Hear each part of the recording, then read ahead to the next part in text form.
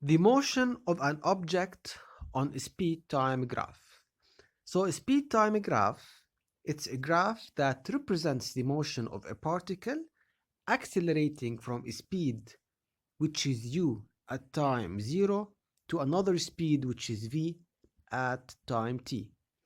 And the gradient of a speed-time graph is equal to the acceleration. So y2 minus y1 over x2 minus x1, which is the gradient, is equal to the acceleration. Now, to plot a speed-time graph, we usually plot the speed on the vertical axis or the y-axis and the time on the horizontal axis or the x-axis. So, if we look at this figure, so we have the speed on the y-axis and the time on the x-axis, and the object starts moving at a speed which is equal to u at time 0 until it reaches another speed which is v at time t, and the gradient of the straight line is equal to the acceleration. So if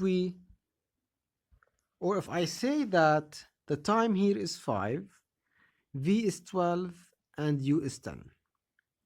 So this point here is 5, 12, and this point here is 0, 10. So to find the acceleration, which is the gradient, so it's equal to, this is x1, this is y1, this is x2, this is y2. So it's y2 minus y1, which is 12 minus 10, divided by x2 minus x1, which is 5 minus 0. So it's 2 over 5. Now to find the total distance traveled by the object, so the total distance is the area under the graph. So it is the area that is shown in green.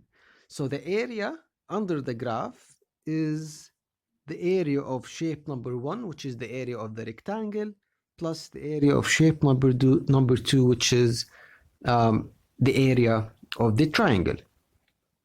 So the area of shape number 1, it's the length times width, which is 5 times 10, and it's equal to 50.